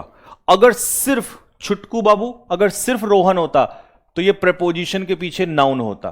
लेकिन इस प्रेपोजिशन के पीछे अब अगर मैं ये पूरा पूछूंगा पूरा, तो ये नाउन नहीं होगा, क्योंकि नाउन एक से ज्यादा शब्द हैं, तो ये पूरा हो गया फ्रेज। लेकिन ये कौन सा फ्रेज हो गया? Noun phrase. क्यों? क्योंकि प्रेपोजिशन के पीछे सिर्फ और सिर्फ नाउन फ्रेज आ सकता है। तो आ जाओ जी, यहां पर आ जाओ, ये देखो, noun phrase as object of preposition. क्या बोला मैंने? प्रेपोजिशन के ऑब्जेक्ट के रूप में। ये रहा प्रेपोजिशन का ऑब्जेक्ट के रूप में। ठीक है, आ जाओ। शी इज फॉन्ड ऑफ, पहले प्रेपोजिशन पकड़ लो, प्रेपोजिशन पकड़ लो, प्रेपोजिशन पकड़ लो, प्रेपोजिशन पकड़ लो, प्रेपोजिशन पकड़ लो, पकड़ ली। अब ये सारे जो फ्रेज हैं, फ्रेज क्यों हैं? क्योंकि एक से ज्यादा शब्द है, एक से ज्यादा शब्द है, एक से ज्यादा शब्द है, एक से ज्यादा शब्द है, एक से ज्यादा शब्द है। तो ये सारे फ्रेज, वर्ड तो नहीं कह सकता क्योंकि वर्ड तो एक ही होता, सिर्फ एक होता। मान लो ये अकेला म्यूजिक होता, बस बात खत्म। लेकिन एक से ज्यादा है, तो ये सारे फ्रेज हैं, सारे ही फ्रेज हैं। ये सारे फ्रेज किसका काम कर रहे हैं? ये सारे के सारे जो फ्रेज हैं, ये प्रेपोजिशन के ऑब्जेक्ट के रूप में काम कर रहे हैं। Preposition, preposition, preposition, preposition, preposition, इन प्रेपोजिशन के ऑब्जेक्ट के रूप में काम कर रहे हैं। और नाउन फ्रेज ही प्रेपोजिशन के ऑब्जेक्ट के रूप में काम कर सकता है। तो हेंस प्रूव्ड कि ये सारे के सारे क्या हैं? ये सारे के सारे हैं प्रेपोजिशन फ्रेज। क्या है ये? सॉरी, प्रेपोजिशन फ्रेज कह रहा हूं, नाउन फ्रेज। तो नाउन फ्रेज प्रेपोजिशन के ऑब्जेक्ट के रूप में भी काम करता है। आगे बात समझ में? तो अब मुझे बताओ कि जो हमारा नाउन फ्रेज है वो कितने रोल निभा सकता है। अब मैं कंक्लूजन दूंगा आपको, क्योंकि अभी तक तो आपके माइंड में घुचड़ू पुचड़ू चल रहा होगा। एक बार में तो ऐसे ही चलेगा, क्योंकि अच्छी चीज सीखने में दर्द होता है। चलो बताओ जल्दी से, नाउन फ्रेज, नाउन फ्रेज किसके रूप में काम करता है? बताओ पहले फटाफट। पहला यूज सब्जेक्ट के रूप में, दूसरा यूज ऑब्जेक्ट के रूप में, तीसरा यूज बताओ कॉम्प्लीमेंट, कॉम्प्लीमेंट, चौथा use object of preposition, preposition. ठीक है, बात समझ में आ गया? और यह है ऑब्जेक्ट ऑफ वर्ब। पूरा ही लिख देता हूं, क्योंकि ऑब्जेक्ट दो ही प्रकार के होते हैं, या तो वर्ब का ऑब्जेक्ट होता है या प्रेपोजिशन का ऑब्जेक्ट होता है।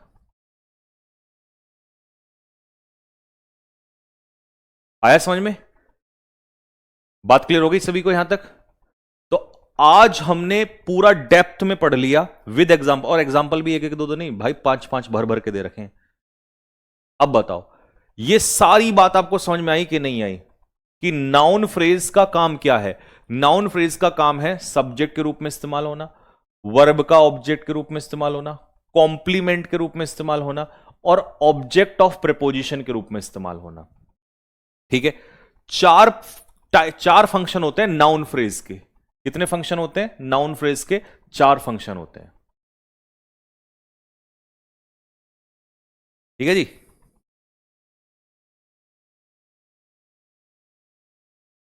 यहां तक बताओ, ये बात सबको समझ में आ गई कि भैया नाउन फ्रेज किसके रूप में यूज होता है? सब्जेक्ट के रूप में, वर्ब के ऑब्जेक्ट के रूप में, और प्रेपोजिशन के ऑब्जेक्ट के रूप में, और कॉम्प्लीमेंट के रूप में। अब इसमें मुझे एक चीज और बता दो साथ के साथ कि बेटा ऑब्जेक्ट में और कॉम्प्लीमेंट में क्या फर्क होता है? ऑब्जेक्ट में और कॉम्प्लीमेंट में देखो, ऑब्जेक्ट में और कॉम्प्लीमेंट में यह फर्क होता है, पिक्चर मेथड से मैंने आपको सिखाया है कि जब हम कॉम्प्लीमेंट की बात करते हैं, कॉम्प्लीमेंट की, तो गंगाधर ही क्या होता है? शक्तिमान होता है। मतलब एक ही व्यक्ति के बारे में या एक ही चीज के बारे में बात हो रही होती है। ऑब्जेक्ट में क्या होता है? गंगाधर अलग होता है और ये आपका जो है यमराज किलमिश अलग होता है। तो ऑब्जेक्ट में, समझ रहे हो, ऑब्जेक्ट में दोनों चीजें अलग अलग होती हैं, सब्जेक्ट अलग है, ऑब्जेक्ट अलग है। लेकिन जो कॉम्प्लीमेंट होता है वो वही होता है जो सब्जेक्ट, यानी कि जिसकी इंफॉर्मेशन दी जा रही हो। तो यहां गंगाधर ही शक्तिमान होता है। बात समझ में आ गया? बात क्लियर होगी सभी को? कंप्लीट। अब इसमें ना एक बच्चा, या मुझे ऐसा हो सकता है और कई का भी डाउट आ जाए कि भैया आपने ना सब्जेक्ट का भी एग्जांपल दिया, ऑब्जेक्ट का भी, वर्ब का भी दे दिया, आपने हमें प्रेपोजिशन का भी दे दिया, आपने यहां पर जो कॉम्प्लीमेंट में दिया है ना वो सिर्फ सब्जेक्ट का दिया है एग्जाम्पल, तो क्या ये ऑब्जेक्ट कॉम्प्लीमेंट के रूप में भी यूज हो सकता है? तो हां बेटा, मैं वो कहूंगा कि ये इसके रूप में भी यूज हो सकता है, क्योंकि कॉम्प्लीमेंट कह दिया तो सब्जेक्ट हो या ऑब्जेक्ट हो दोनों में यूज हो जाएगा। ठीक है। अब आप कहोगे कैसे, कैसे होगा? एग्जाम्पल दे दो, फिर तो मजा आ जाएगा। अगर आज आपने इसका एग्जाम्पल दे दिया तो हम तो तबाही मचा देंगे, क्योंकि फिर हमारी नॉलेज कंप्लीट हो जाएगी, फिर हम मान लेंगे कि हां मजा आ गया बात में। तो मुझे पता है तुम्हारे मन में ये बात आ रही होगी, तो मैं आपको एग्जाम्पल दूंगा, यहीं पे दे दूंगा, अभी सब्जेक्ट कॉम्प्लीमेंट के साथ ही देता हूं।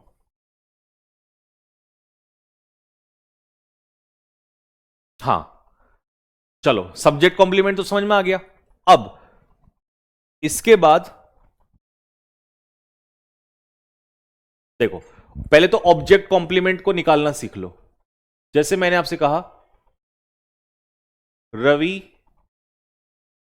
गेव, रवि ने दिया मी अ बुक, रवि ने मुझे एक किताब दी। यहां पर रवि क्या है? सब्जेक्ट। गेव क्या है? वर्ब।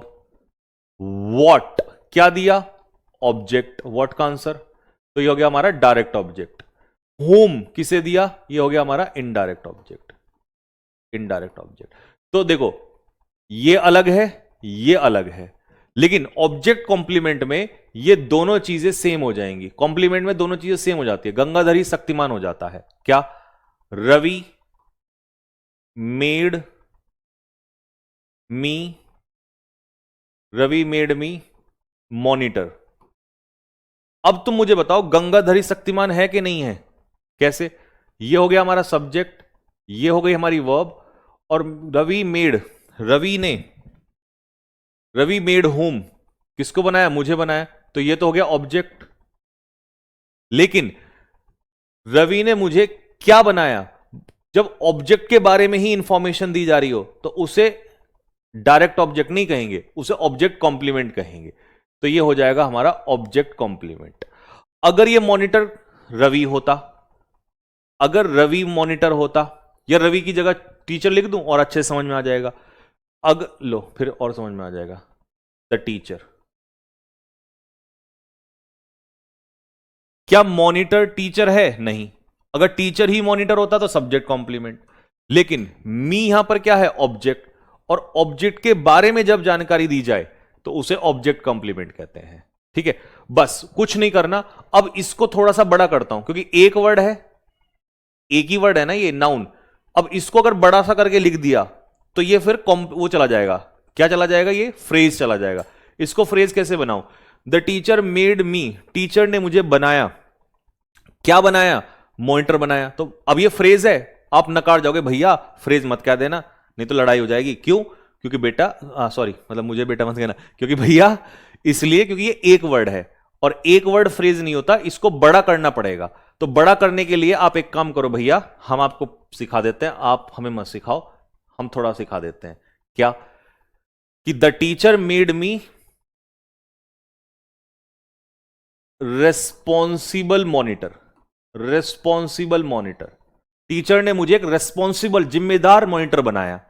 तो अब ये एक से ज्यादा शब्द हैं, तो ये रेस्पॉन्सिबल मॉनिटर कौन है? मी ही तो है। तो इसका मतलब है ये क्या है? ये noun phrase, noun phrase used as subject complement या object complement, noun phrase used as subject complement या ऑब्जेक्ट कॉम्प्लीमेंट। तो आप कहोगे noun phrase used as object complement, क्योंकि ऑब्जेक्ट के बारे में बता रहे ना, तो ऑब्जेक्ट कॉम्प्लीमेंट। तो भाई कुछ बच्चे ये सोच रहे थे कि भैया ये भी क्लियर कर दो, तो उनको भी क्लियर कर दिया। आगे समझ में, बात समझ में आ गई सभी को? बस फर्क क्या है, एक्चुअल में ये वही चीजें तो वही हैं, बस बड़ा कर रहे हैं, बड़ा करते ही वो फ्रेज हो जाता है। सब कुछ तो वही है, अगर मैं इसको बहुत इजी करूं तो सब कुछ तो वही है। भाई एक बात बताओ, चलो तुम मुझे बताओ भाई, नाउन के काम क्या है? नाउन का काम है सब्जेक्ट, नाउन का काम है ऑब्जेक्ट, नाउन का काम है आपका कॉम्प्लीमेंट, कॉम्प्लीमेंट, और नाउन का ही काम है प्रेपोजिशन का ऑब्जेक्ट, प्रेपोजिशन का ऑब्जेक्ट, वर्ब का ऑब्जेक्ट, बस यही तो चीज है। तो इसको, लेकिन ये एक शब्द होता है, नाउन एक वर्ड होता है, एक वर्ड होता है नाउन। फ्रेज में क्या है? जब हम यही सारी चीजें नाउन फ्रेज के लिए कहेंगे, नाउन फ्रेज के लिए कहेंगे, तो यहां पर क्या हो जाएगा? ग्रुप ऑफ वर्ड्स हो जाएगा, ग्रुप ऑफ वर्ड्स हो जाएगा। बस जैसे मैंने सपोज करो नाउन में कोई कह दिया, मैंने यहां पर कह दिया बॉय, यहां पर मैंने कह दिया बॉय, तो आप बॉय को सब्जेक्ट भी कह सकते हो, वर्ब का ऑब्जेक्ट भी कह सकते हो, कॉम्प्लीमेंट में भी रख सकते हो, प्रेपोजिशन का ऑब्जेक्ट भी रख सकते हो। यहां पर अ गुड बॉय, ये पूरा फ्रेज हो गया। लो, इसका मतलब भैया आपने तो सारा ही खेल खत्म कर दिया, आपने तो इसका निचोड़ ही दे दिया, सच्चाई बता दी कि यार ये तो वही तो चीज थी कि नाउन बस एक वर्ड था, नाउन फ्रेज एक शब्दों का समूह है, नाउन का भी वही काम है, सब्जेक्ट ऑब्जेक्ट कॉम्प्लीमेंट प्रेपोजिशन का ऑब्जेक्ट, नाउन फ्रेज का भी यही काम है, सेम सारे ही फंक्शन है इसके। इसको करंट लगा देता हूं मैं यहां से, आजा भाई तू भी जुड़ जा इसमें। बस ये एक वर्ड है, ये एक वर्ड है छोटकू सा, ये एक शब्दों का एक समूह है, एक से ज्यादा वर्ड होंगे, इसमें हमेशा एक से ज्यादा शब्द होंगे क्योंकि ये फ्रेज है, और फ्रेज में हमेशा एक से ज्यादा शब्द होंगे। तो इसका मतलब जो सॉरी की सॉरी, इतनी सारी बात बताई मैंने आपको, उसको एक छोटी सी बात में समरी कर दी थी हमने, तो इसकी छोटी सी बात में समरी आ गई इसकी। लेकिन ये समरी अब समझ में आ रही है, वैसे नहीं आती अगर मैं पूरा डेप्थ में ना पढ़ाता आपको, क्योंकि कई बच्चे सोचेंगे ना तो यार भैया फिर इतनी सी बात बता देते, इतनी सी बात वैसे नहीं, ये शॉर्टकट है, ये शॉर्ट ट्रिक है, शॉर्ट ट्रिक। लेकिन शॉर्ट ट्रिक कब काम आती है? जब आपने लॉन्ग मेथड पढ़ा हो, जब आपने लॉन्ग मेथड पढ़ा हो तब जाके शॉर्ट ट्रिक परमानेंट याद हो जाती है, और पेपर में इससे क्वेश्चन धड़ से सॉल्व हो जाता है।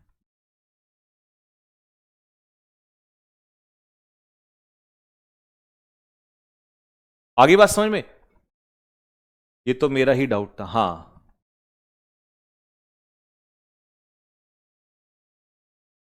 क्लियर हो गया? तो क्या तुम्हें यह बात समझ में आ गई सभी को यहां तक? बताओ भाई, कल इसके आगे यहां कल तो नहीं, कल तो वो कैब करेंगे वर्ब फ्रेज, ये तो हम बाद में चलेंगे। पहले ये बताओ जल्दी से, क्या तुम्हें फ्रेज का पार्ट समझ में आ गया? रिवीजन करवा दूं क्या एक बार सारा का सारा? रिवीजन करवा दूं क्या एक बार सारा का सारा? हाँ जी,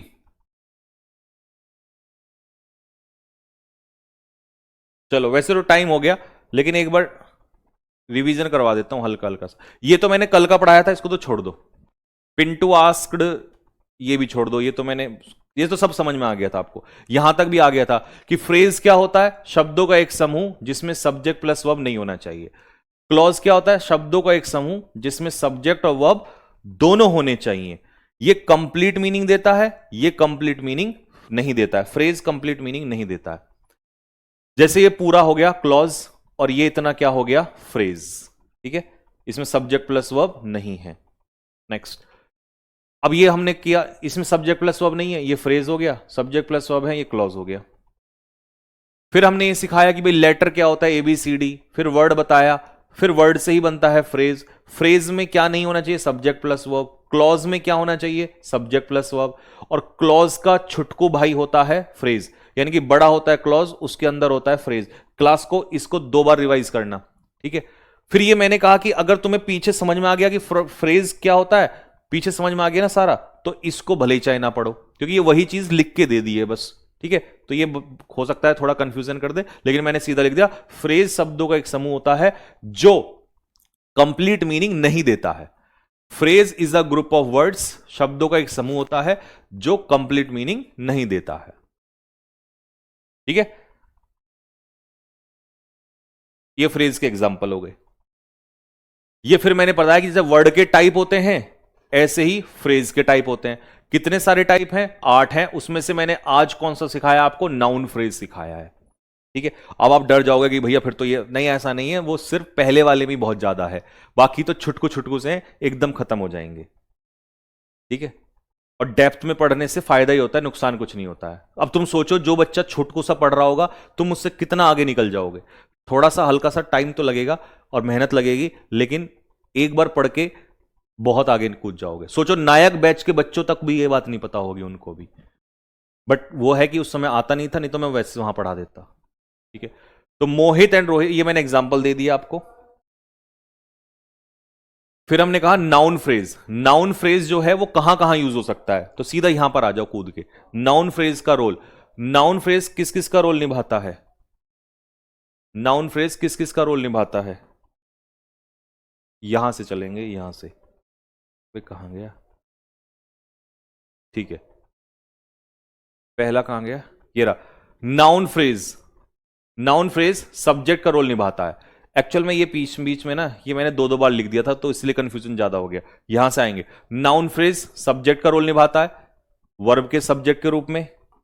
नाउन फ्रेज हमारा ऑब्जेक्ट के रूप में यूज होता है, ठीक है। नाउन फ्रेज हमारा कॉम्प्लीमेंट, चाहे सब्जेक्ट कॉम्प्लीमेंट हो चाहे ऑब्जेक्ट कॉम्प्लीमेंट हो, मैंने दोनों दिखा दिए।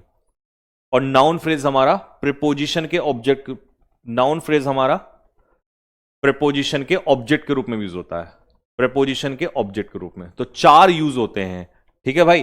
तो आज मेहनत ठीक ठाक लग गई, और ये निचोड़ दे दिया कि नाउन फ्रेज सब्जेक्ट है, नाउन फ्रेज ऑब्जेक्ट है, ऑब्जेक्ट वर्ब का भी है, ऑब्जेक्ट प्रीपोजिशन का भी है, और नाउन फ्रेज ही दोनों कॉम्प्लीमेंट का काम करता है, सब्जेक्ट कॉम्प्लीमेंट या ऑब्जेक्ट कॉम्प्लीमेंट। और ये हम पढ़ाएंगे कल। लो जी, आज पूरा पूरा माहौल गर्म हो गया, मेरे भी दिमाग का और तुम्हारा भी हो गया होगा। लेकिन आज की क्लास में क्या चीज बहुत शानदार हुई, आज की क्लास में जो शानदार चीज हुई है वो ये हुई है कि जो एडिक्विटी में तकड़ी चीज आती है, जिनको बच्चे यूट्यूब पे ढूंढते फिरते हैं, कोई मास्टर हमें पढ़ा दे और वो हवा हवा में ऊपर ऊपर से पढ़ा के निकल जाता है, वो चीज आपने उसकी हालत खराब कर दी, क्योंकि इतना डीप में पढ़ लिया कि जैसे आज पहले पूरा फर्क पढ़ा आपने, फ्रेज, क्लॉज में डिफरेंस, ये वो, कॉम्प्लीमेंट, फिर नाउन फ्रेज, फिर कल एडजेक्टिव फ्रेज। मतलब अगली क्लास में तो ये सारी खत्म कर दूंगा, क्योंकि बड़ा था और शुरू में भी समझाना था, इसलिए टाइम ले गया। तो मतलब जो बहुत अच्छा बच्चा है ना, बहुत अच्छा बच्चा है, वो तो ये कह रहा होगा कि यार अब आया है मजा, कि अब हमें समझ में आया है कि संजीव सर इस बैच में मतलब खतरनाक ही जाने वाले हैं, ठीक है।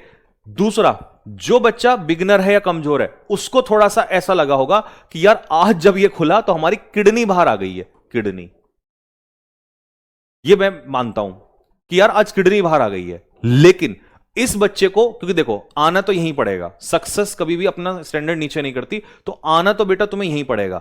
लेकिन आज तुम्हारे साथ क्या हुआ है, आज तुमने कुछ थोड़ी सी चीज डेप्थ में पढ़ी है, लंबी चौड़ी सी, तो एक बार में जैसे डेली के डेली क्या होता था, एक बार में पच जाता था। आज की क्लास, ये बच्चा मुझे पता है, इसकी बात बता रहा हूं मैं, इसने एक बार पढ़ ली, ये इसके बावजूद भी एक बार कम से कम और पढ़ेगा, प्रॉमिस, मुझे पता है ना। लेकिन इस बच्चे को कम से कम जरूरत पड़ेगी 3 बार की, 3 बार की जरूरत पड़ेगी, ठीक है, 3 बार की। तो किसी भी एडवांस बच्चे में और बेसिक बच्चे में सिर्फ पता कितना फर्क होता है, कि बेसिक बच्चा टफ चीज को देख के एकदम डर जाता है और वो कहता है मेरे से नहीं होगा, जबकि एडवांस बच्चे को यह पता होता है कि पेपर तो यहीं से निकलेगा, यहीं से खेल होने वाला है, तो वो उसको एक बार में आता, उसको भी कम समझ में जब नई चीज आती है, लेकिन वो उसको रिवीजन करता एक, और हो सकता अपनी इच्छा से एक और कर ले, तो वो तो खतर फिर और पक्का हो जाएगा। और यही स्टूडेंट अगर 3+1 और रिवीजन कर ले, तो ये दोनों बराबर हैं। बस इतना है, ये मेरे एक्सपीरियंस है 15 साल का। क्योंकि मैंने एक एक चीज को देख रखा है कि इस बिगनर में और एडवांस में सिर्फ कुछ फर्क नहीं होता। बिगनर उस चीज को एक बार में रिवीजन कर लेता है, एडवांस उसको 2 से 3 बार रिवीजन करना पड़ता है। तो अगर तुम रिवीजन मतलब बेसिक बच्चे हो, अगर तुमने 2 से 3 बार रिवीजन कर लिया तो दोनों बराबर ही हो, क्योंकि दोनों को मैंने बराबरी तो सिखाया है। भाई मेरी बात बताओ, मैंने कोई गलत चीज बोली? सर एक बार में 70% आ गया, पर मैं जरूर 2 बार देखूंगा। वही मैं कह रहा हूं ना कि बिगिनर बच्चा बस ये ठान लेता है कि यार ये क्या होगा, नहीं, दोनों बराबर हो। 2 संजीव सर ने नहीं पढ़ाया, एक ही संजीव सर ने पढ़ाया है, एक ही बोर्ड पे पढ़ाया है, एक ही टॉपिक पढ़ाया है, एक ही चीजें पढ़ाई हैं। बस फर्क क्या होगा कि अगर ये भाई हमारा एडवांस एक बार रिवीजन करेगा और इसको मेरे को जरूरत नहीं समझाने की, ये 2 बार भी कर लेगा, क्योंकि उसको पता है ये बहुत काम की चीज है। इसको ये पता है कि बैचों में इतना नहीं खोलते लोग, बैचों में तो अब तक खत्म कर देते हैं चीजों को, और यूट्यूब पे ऊपर ऊपर से फेंक के चले जाएंगे। तो ये भाई जो हमारा, ये 2 बार रिवीजन करेगा और बाकी इसकी मर्जी है। इसको जो है 2 से 3 से 4 बार करना है, क्योंकि ये अच्छी टफ चीज आई है। और जब इजी आती है छुटकू सी, उसमें तो सब बराबर हैं, उसमें तो दोनों एक एक बार में ही क्लास में ही कर लोगे। जैसे अभी तक तुम सारा क्या करते आए थे, एक ही बार क्लास में पढ़े, सारा खत्म हो गया। तो ये फर्क होता है।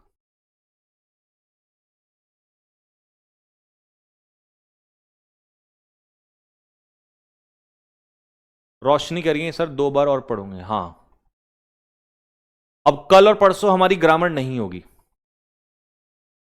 मैं कल इस लेक्चर को कम से कम 3 बार देखूंगा। गुड मेरे शेर, गुड। तो इसका मतलब ये बहुत अच्छी चीज हो गई। इसका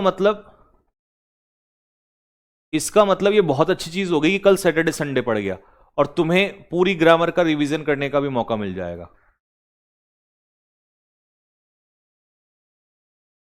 ठीक है, तो कल हम क्या करेंगे, कल हम वोकैब करेंगे।